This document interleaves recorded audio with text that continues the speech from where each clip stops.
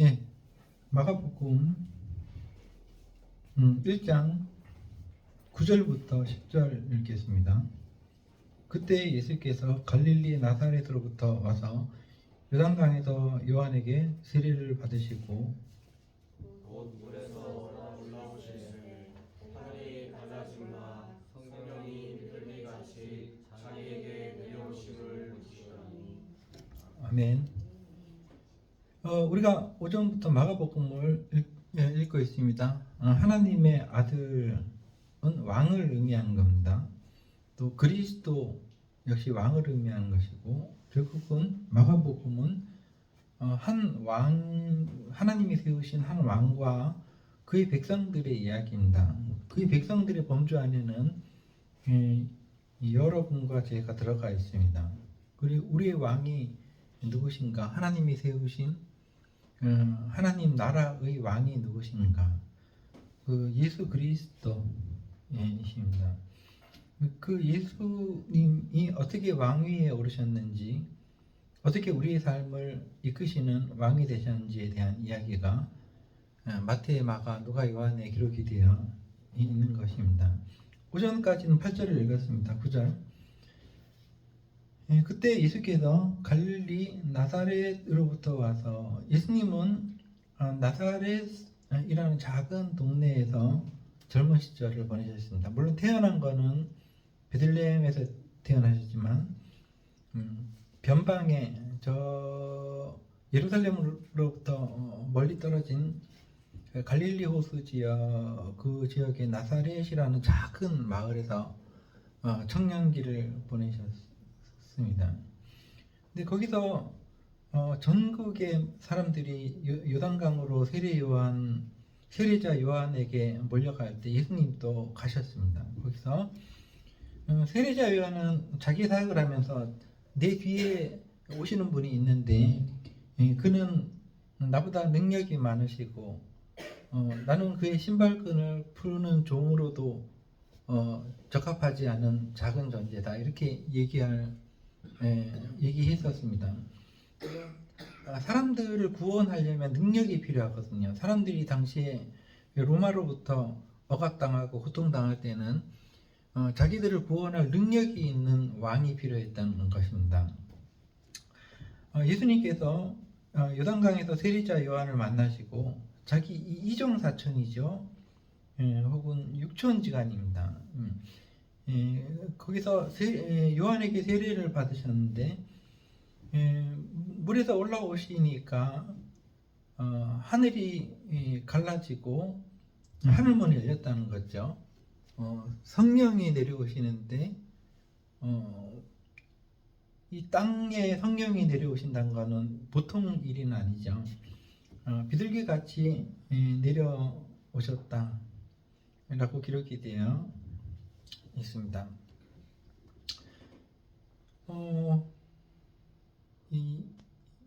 예수님께서 세례를 받으실 필요는 없으셨습니다. 왜냐하면은 이미 깨끗하신 분이었으니까, 죄가 없으신 분이었으니까 굳이 요한에게 가서 죄를 씻는 어떤 의뢰를 하실 필요는 없었는데, 우리가 대성령이 먹을 게 없어가지고 군대 가가지고 이등병들하고 같이 밥을 먹겠습니까? 군대 밥을? 그건 아니죠. 동참의 의미가 있죠. 대통령이 어떤 군부대를 방문을 한다 그러면 가서 그 군부대에 있는 그 이등병들하고 일병들, 이런 사병들하고 같이 밥을 먹잖아요. 그건 먹을 게 없어서 그런 것이 아니라 너희들의 어떤 그 삶에 동참하겠다는 어떤 의미가 있는 거 아니겠습니까? 대통령이. 마찬가지로 예수님께서는 세례자 요한의 세례를 인정하고 그 동참을 하는 의미로 세례를 받으셨고, 사실은 예수님은 이미 하나님께서 임명하신 왕으로 이 세상에 오셨습니다. 물에 잠겼다가 이렇게 올라오시니까 하늘문이 열리고 비둘기같이 성령이 내려오셨다. 비둘기가 요새 어떤 상징인가요? 평화 이런 상징이 아니까, 비둘기는 평화롭다 이렇게 하는 건데, 사실은 동물학자들이 볼 때 비둘기는 평화롭지가 않은 동물입니다. 서로 자기들끼리도 죽일 만큼 서로 싸우고 성격이 아주 괴팍한 어떤 인물이거든요. 그러나 이 비둘기는 구약 성경에 보면 창세기 그 9장 그 상간에 보면은 9장 10장 상간에 보면 이 세상이 새로워졌다는 것을 알리는 메신저의 동물이었습니다. 이 세상에 악한 사람들이 모두 죽임을 당하고 노아의 가족들이 살아남았을 때 물이 빠졌는지 보려고 노아가 까마귀를 이제 풀어 놓으니까 안 돌아와서 까마귀는 힘이 좋기 때문에 메신저의 역할을 안 하고 자기 마음대로 세상을 돌아다닌 거예요. 그래서 비둘기를 내놨더니 비둘기는 이렇게 땅이 아직 물이 차 있기 때문에 다시 돌아왔습니다. 돌아와서 7일 후에 다시 비둘기를 띄웠고 이번에 비둘기가 또 다시 돌아왔습니다. 아직 물이 빠지지 않았다. 세상이 완전히 새로워지지 않았다는 거죠. 그 다음에 세 번째로 비둘기를 내보냈더니 이번에 안 돌아왔습니다. 그것은 이 세상 땅들이 이제는 사람이 살만한 땅으로 새롭게 변화됐다는 것을 의미하는 거였거든요. 그 노아 이야기도 알고 계시죠? 그래서 비둘기라는 것은 그 고대 사람들에게 있어서는 그 땅이 새롭게 됐다는 것을, 새로운 세상이 열렸다는 것을 알리는 하나의 메신저의 역할을 했던 것입니다. 알리는 역할을 했던 것이죠. 그래서 예수님께서 그 세례를 받고 이렇게 물에서 올라오시니까 하늘이 열리고 그 비둘기가 아닙니다. 비둘기 같이, 즉 새롭게 됐다는 어떤 세상이 새로워졌다, 새로운 세상이 열렸다는 상징인 비둘기 같이 하나님의 영이 그 예수님께 내려오셨던 것이죠. 그리고 예수님께 내려온 이 성령은 예수님으로 통해서 다시 여러분과 저에게 내려오십니다. 예수님께서 부활하신 후에 숨을 크게 내쉬시면서 성령을 너희에게 보내니 너희도 성령을 받아라 이렇게 말씀하신 적이 있으시거든요. 그러니까 새로운 정신을 받는 것입니다. 그 다음에 11절 하늘로부터 소리가 나는데 하나님의 음성이죠. 너는 내 사랑하는 아들이라. 이게 왕의 임명식입니다. 하나님의 아들 왕입니다. 너는 내가 임명한 왕이다. 이렇게 진행이 되는 거죠. 내가 너를 기뻐하노라. 너를 기뻐하면서 왕으로 세운다. 너는 사람들과 하나님 사이에 노인, 하나님이 기뻐하시는 왕이다. 이렇게 진행이 되었다. 그 다음에 예수님께서 곧바로 그 왕의 어떤 역할을 하신 것이 아니라 왕으로서의 자질을 이제 예전에 우리나라도 조선시대 이런 때도 그 왕자들이 있어도 왕이 되기 위해서는 혹독한 훈련을 거쳐야겠죠. 왕이 되기 위한 자질. 이제 왕이 아무나 왕이겠습니까? 왕은 백성들을 위해서 이 나라를 다스릴 자질이 있어야 되고 능력이 있어야 되고 헌신이 있어야 된다. 그리고 사리사욕을 벌여야 된다. 윤석열 보십시오. 그 사리사욕만 채우다 망했지 않습니까? 그건 왕이 아닙니다. 진정한. 왕이라는 것은, 지도자라는 것은 자기를 버려야 됩니다. 왕은 자기의 모든 것을 바쳐서, 목숨까지도 바쳐서 백성을 위해서 일하고, 백성은 그런 왕을 믿어주고 신뢰하고, 이런 관계가 있어야 나라가 제대로 되는 것이거든요. 그러니까 예수님께서 하나님께서 세우신 왕이긴 하셨지만 이제 혹독한 시험을 받으신 모양이 12절부터 나오는데 성령이, 하나님의 영이 예수를 광야로 내보내셨다. 광야는 이제 사람을 무는 독뱀들이 우글거리고 그리고 온갖 무서운 짐승들이 울부짖는 그런 곳입니다. 거기는 인간의 어떤 보호막이나 어떤 권력이 통하지 않는 그런 하나님을 만나는 것입니다. 광야는요. 그래서 광야로 가셔가지고 어떤 일을 하셨는지는 우리가 마태복음을 읽으면 잘 나와 있습니다. 마가복음은 그냥 쉽게 넘겼는데 13절 보니까 광야에서 40일을 계시면서 사단에게 시험을 받으시면 이건 혹독한 시련을 겪으셨다는데 어떤 시련인가 하니 마태복음 이제 4장인가를 뒤져보면 이렇게 나옵니다. 오늘날의 사람들에게 지도자의 역할을 감당하려면 우선 돈 욕심을 버려야 됩니다. 마귀가 예수님을 시험하는데 너가 왕이라면은 돌이 떡이 되게 해서 만들어 먹어봐라. 이 세상에 2만 돌을 떡이 되라고 하라는 것은 돈을 얘기한 거 아니겠습니까? 결국은요. 넉넉한 생활. 예, 너 그렇게 한번 살아봐라. 그게 편하지 않겠냐? 이렇게 했을 때 예수님께서는 단호하게 사람이 떡으로만 살 것이 아니라 하나님께 받은 명령을 지키며 살아야 된다. 이렇게 자기 사명을 이제 재확인하셨습니다.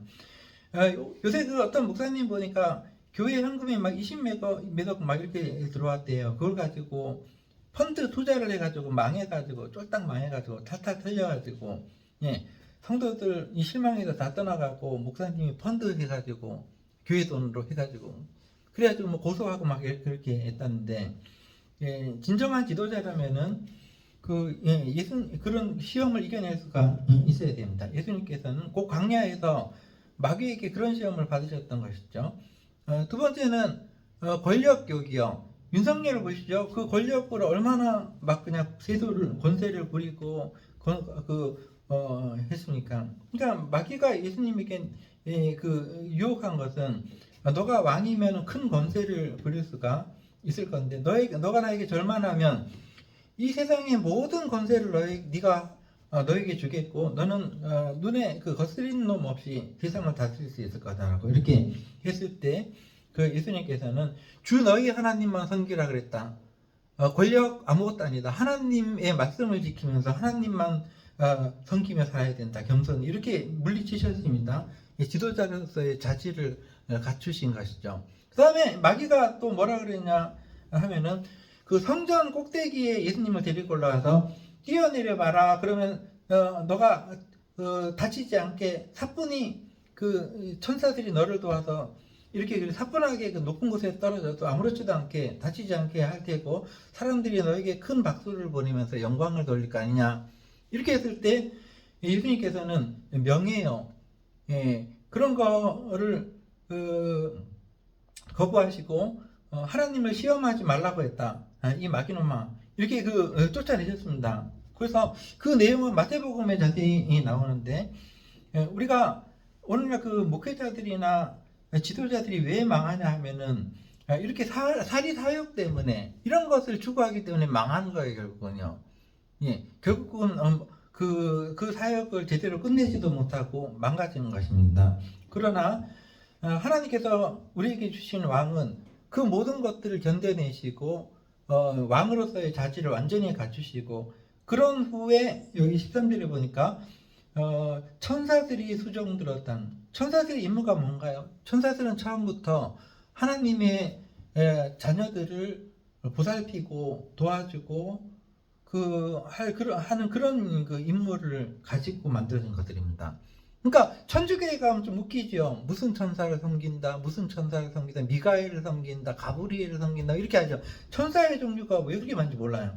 그것들을 다 섬기는 거래요. 그게 거꾸로 된 겁니다.